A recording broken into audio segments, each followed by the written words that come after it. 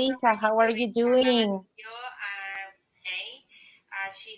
I am accepting you here in Instagram.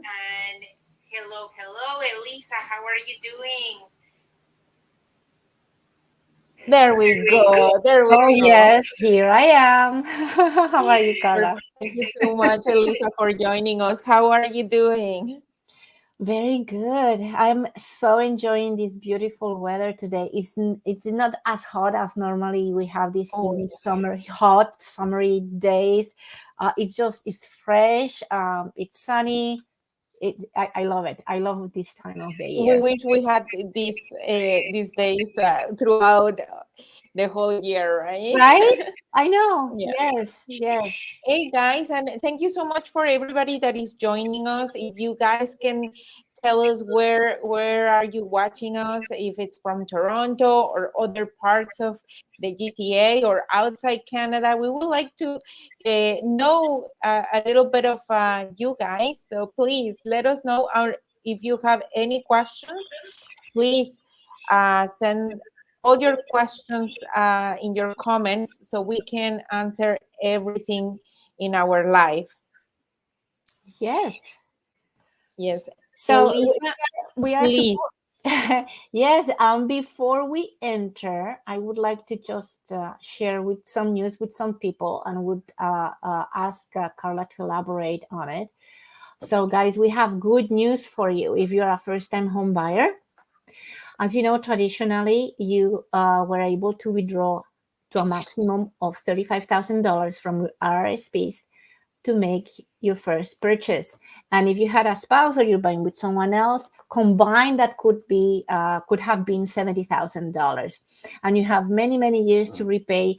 It was traditionally 15 years with other details, right, for the repayment with no interest charges. And now they have changed it. They have increased it to $60,000 per person when you're purchasing your first home. So this is amazing because now you can have more capital from your own money, from your RSPs, to put it as a down payment for the home of your dreams, or at least for your very first home, right? Yeah, and this starts actually today, guys. So you Yeah. are able to withdraw as of today $60,000 from your RSP. They So run take to the bank now.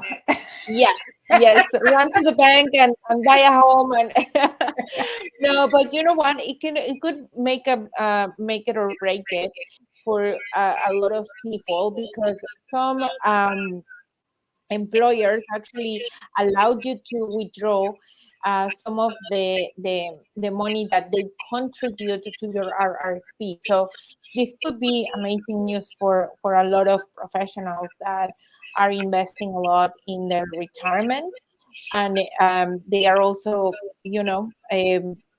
saving for their home. So this could mean very good news for you guys. Yes.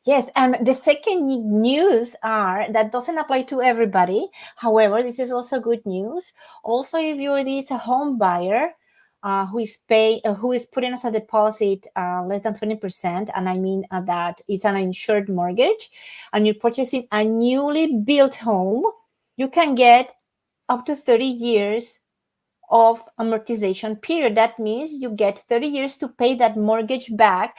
So I guess some more younger Canadians will be able to afford to pay the monthly mortgage on a new home because your monthly payments will be reduced if you have a larger amortization, right? And this is an extension of 5 years, guys. 5 years since the current maximum amortization period is up to 25 years when your down payment is less than 20%. And yes, this second change, as I know, it will kick in August the 1st, First. right? Yes, yes, I think is incredible news. I know that the mortgage professionals are advocating for this to be also, a reality for people who want to buy resale as well. I think like the first time home buyers are the ones that are suffering the most because are the ones that want to enter into the market. The Canadian market is well known as being strong. Even in inflationary period, it's showing some strength. And some of the patterns that Canadians actually do is that they when once they purchase real estate, they don't want to sell their real estate. So definitely these type of incentives for first-time home buyers could mean a lot. And let's see if the federal government, considers also the resale properties in the future. Yes, yes, that's right. So actually, I think I see that we are gonna be developing a much better outlook in our industry for the time coming. Right? As you mentioned, we survived the strength of the pandemic, of a very strong inflation, and I mean very strong because it was very aggressive. The increases were done very, very fast. And as you know, guys, the objective is, as always, to go to that 2% inflation. Though, Carla, tell us what you noticed. The inflation went a little bit up, right?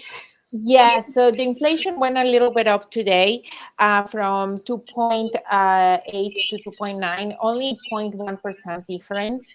And even though it went up, this could actually mean that because there has been some sort of like consistency in the inflation, it could mean that the Bank of Canada could start to reduce their rate as soon as June, which is going to be their next announcement.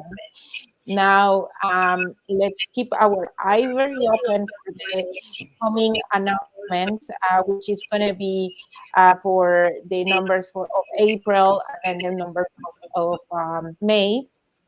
And we can sort of assess a little bit better, but actually um, this number is actually pretty good, and it will take us to the right track of actually start to see some decrease on the interest rates. So stay tuned, because as you know, we are very, very diligent to follow the latest news, so you have this information fresh and you can actually make a better decision if you are in the process of buying or selling or doing anything with your property.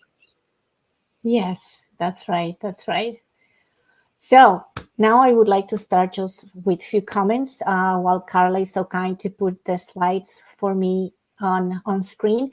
And for those who are on Instagram, you are not able, of course, to see our information. Hi, Carla is saying hi to me Yes. through Instagram. Oh, Hi. hi. Oh, yes, I'm waving. I was waving on everybody. Okay, so all right, so I'm gonna start just by saying that I'm gonna be comparing year 2024, March 2024 versus March 2023. So this March 2024 home sales reported through the Toronto Regional Real Estate Board MLS system were lower than March 2023 results. Why? Well, due in part to the Good Friday holiday falling in March this year versus April on March 2023. So basically, that's what it is. So don't be alarmed of what's happening. This is the reason why we are reporting the statistics as they are, and we're going to review the infographics in detail to cover this. And the number of sales were down 4.5% compared to March 2023 overall. And on a seasonally adjusted monthly basis, where we are comparing month by month, the number of sales this month were only 1.1% lower than this last February that actually had 29 days instead of 28. And well, however, despite a better supplied market compared to last year, there was enough competition between buyers to see a moderate increase in the average March home sales prices year over year, and we're also going to review that. So the prices increased a little bit more, even though the supply was lower. The number of homes that sold were lower. So despite a better supplied market compared to last year, there was enough competition between buyers to see this moderate increase, right? So what we can see here, we're starting again with a little bit of bidding wars. The market is starting to see better numbers. Your home, if you're a homeowner, if you want to sell your home, it might likely in different pockets of the area of the GTA sell for a little bit more now. So we're going upward. So those people who wanted to sell extremely cheap, your time is running. It's going to be running pretty soon. We were almost year and a half, almost 2 years in the deep, and with amazing opportunities to buy, with almost no competition from buyers to enter the market. So if you still would like to take advantage, this year is going to be still good, not as extremely good, but it's still going to be more moderate. And also we still have a lot of opportunity for negotiation if you're a buyer. It's not that we're in a buyer's market at all whatsoever. We're actually exiting the balance market in many pockets, but that's okay. Depending on what your situation is and where exactly you want to purchase, we can run a different strategy for your dream to come true, right? Exactly. In your opinion, Elisa, which pockets, or not which pockets, but do you think that there are certain types of properties that the clients could have a little bit more of advantage in this market? Meaning that if they buy like a condo or a townhouse or a freehold, is there any opportunity on a particular type of property? Or I just wanna sort of like give our audience a little bit of the insights of where they can look at, not where, but what can they look at when they are buying. What advantages are there? I quite don't get your question. Yeah, okay. So let me rephrase that. So would you say that, for example, because I know that we were talking about some areas going down and why not, but would you say that there are certain types of properties, say condo or townhouse or freehold, that the clients could take advantage at this particular time?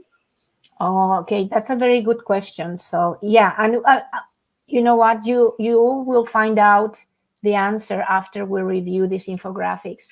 Perfect. Because even though we talk mostly here about price and number of properties on the market, we're going to be touching in very different areas of Toronto, east, west, center.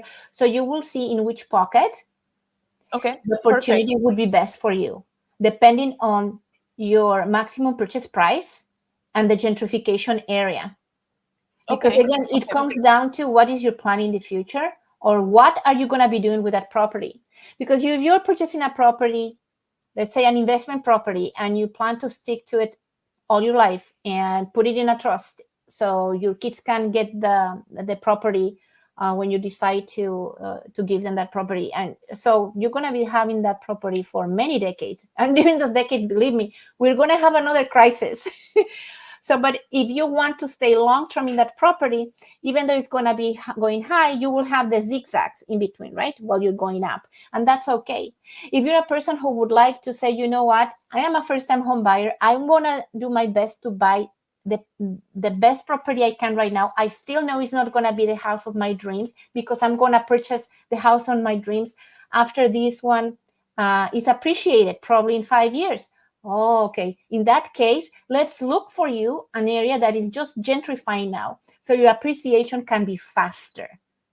Perfect. Right? And also it depends if you just want to hold on to the property, let's say if you're an investor, or if you really need that ROI immediately. If you need cash flow, it's a completely different story than if you are able to hold to your property with no cash flow at all, but you are taking advantages of other kind of incentives or future gains in that property. And all that we can discuss one-on-one, and I'm very passionate about this kind I of. know, I know. I love it because when I was actually I had attend to Elise's meetings with clients, and I can see all the details that she goes through, and honestly is pretty impressive. It's pretty impressive.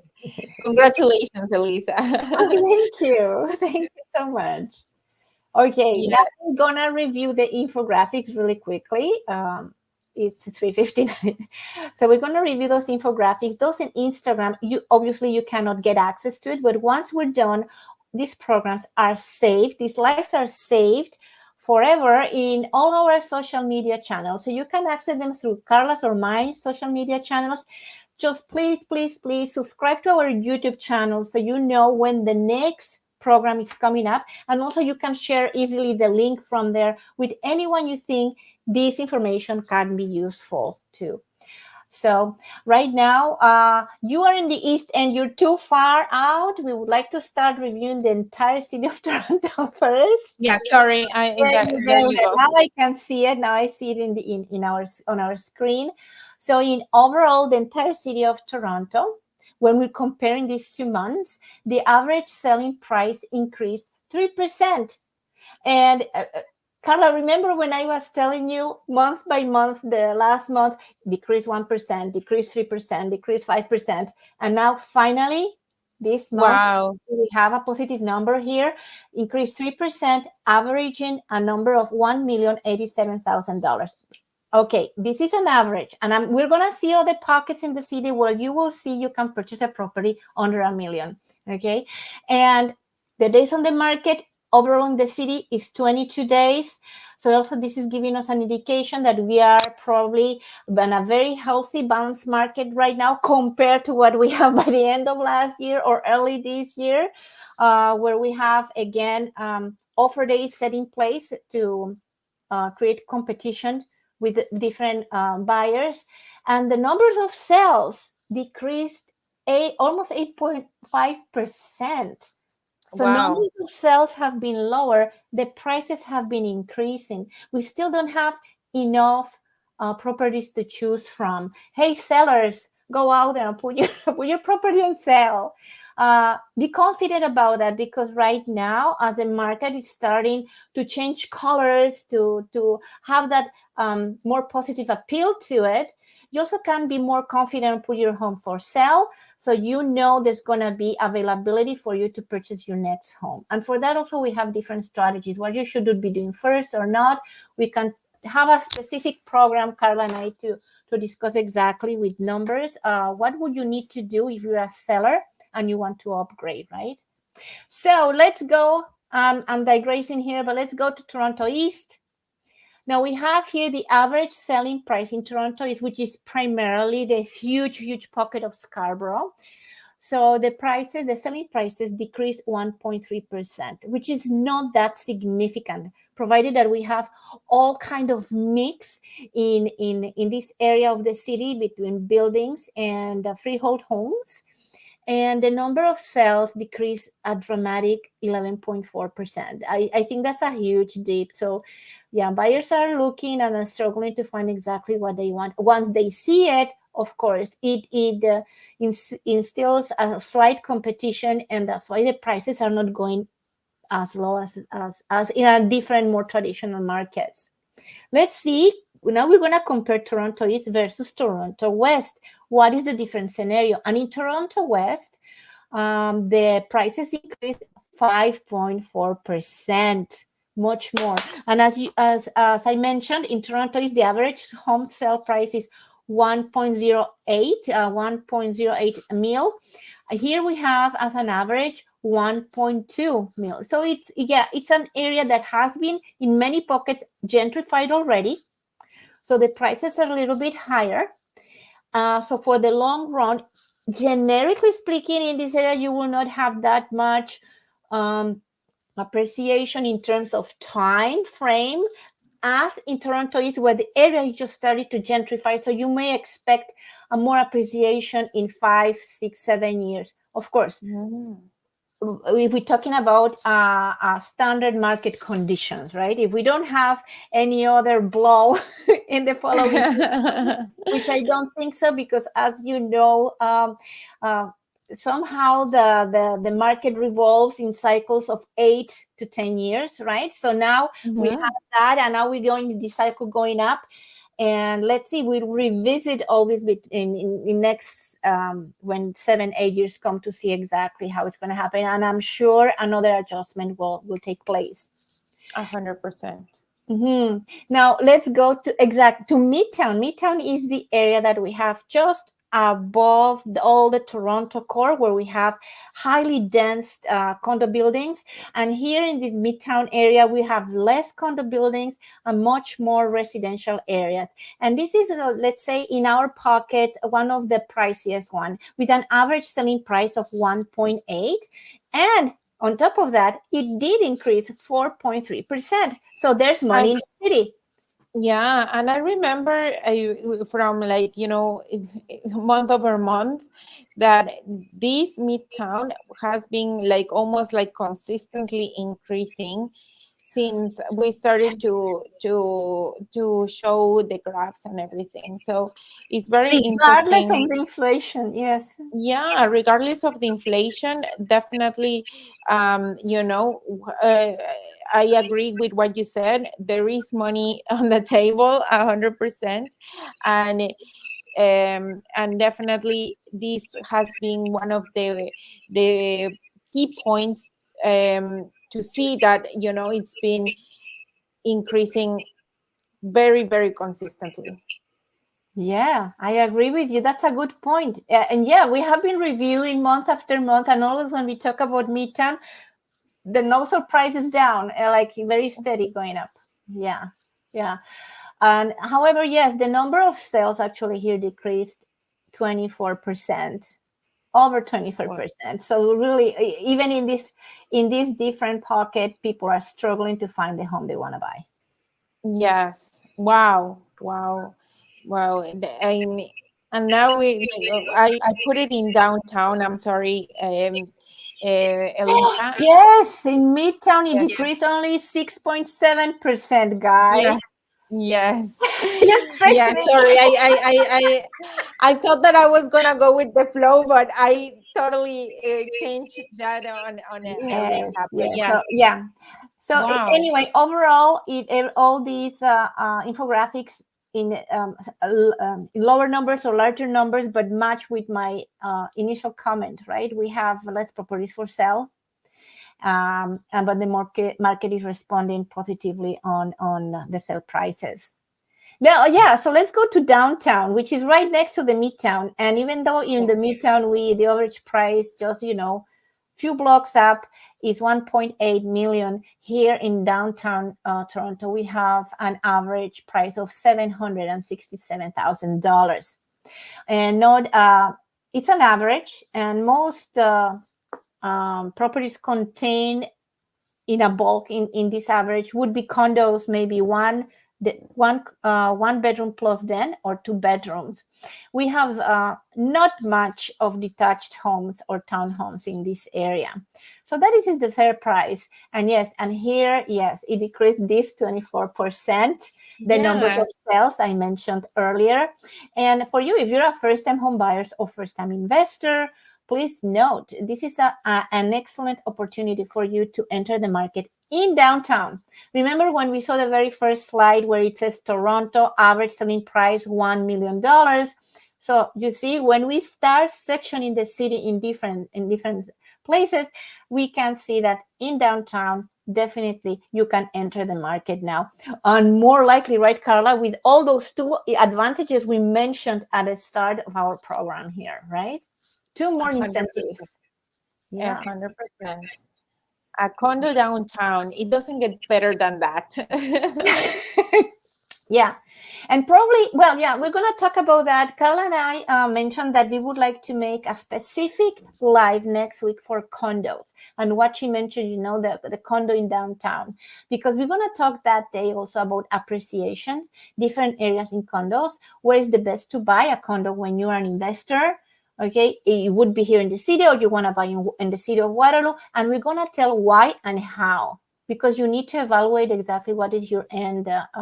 What is your goal when you're purchasing an investment property? There are many different goals for everyone. Oh yes, yes, yes, yes. I remember one day talking to one client because I saw a house that was like literally like super super bad, and I was just like, oh my god, like if somebody like bought these, like poor people, like they will have to deal with all these things, and then is when like talking to an investor is like, oh my god, that's a gold mine. That's what I specifically wanted, because I can make sure that everything is good and up and running, and I can resell it. So definitely, a home, it could be a gold mine for one, and for the other one it could be like, oh, like a lot of headaches, because There's maybe no if cash you're flow. gonna live there and everything, like maybe you want something that is totally renovated, and why not? So yeah, I totally agree with you, Elisa, on that one. Yeah. As an example, we talk about Toronto East, where the average home price was just slightly above the million. And in all that huge pocket, we have a community in the south of Toronto East, which is called the beaches, but others call it the beaches. And the average selling price there is 0.3. 1.3 mil. Wow. Even though they decreased slightly over 2%, the selling price when you're comparing these 2 months from last year to this year. Yeah, so depending on the pocket you choose, if we decide to choose a different pocket in Scarborough, a different community, completely different ball game, that would be. Let's go to the next one. So if you say, no, Toronto is too expensive, I am double dipping in taxes here. I have the municipal land transfer tax and also the provincial land transfer tax. So I want to buy outside of it. Okay, there are two choices, right? You can go anywhere else you want in Ontario, but right now I really, really recommend, I have been recommending this for a year and a half already in our programs, Durham region. Durham region is gentrifying. The other areas where we have Mississauga, Brampton, Burlington, those are already quite gentrified. If you buy there, you will buy definitely above $1 million a residential property. And here, still the average selling price is only $936,000 in average, right? So this is a really good price. And we're talking anywhere in Pickering, Whitby, Ajax, including Oshawa. And yeah, and the number of sales didn't decrease at all. It was only 0.5%. People are noticing Durham region now. So that now is the time, if you want to get into a property that will start to have appreciation faster than properties in other areas. And basically, Wow. that's what it is. Wow. Yeah, no, definitely. That 1.08, that's like the actual increase is not that much, but like No. you said, like the future is here, and definitely it could be a very, very good way to have some profits here. Wow, thank you so much, Elisa, for all these numbers. As always, you always blew our minds with all this information, because remember, Elisa doesn't only give us the numbers, like she gives us the rationale behind it, and that's gold when you are in the process of buying. Thank you so much for sharing this, and don't forget, next week we're going to have our special program for condos. We're going to be sharing with you also some ways to qualify, or how people are qualifying with for these mortgages, because there is a lot of myths that, oh yeah, no, it's too expensive and nobody can buy at this particular time. obviously, people are buying, but how are they buying? So you can Yeah. have a little bit more of the insights as well about this. Yes. Thank you so much, Elisa, for everything. And we'll see you next week. It was a pleasure, like always, Carla. Bye. Thank you. Bye.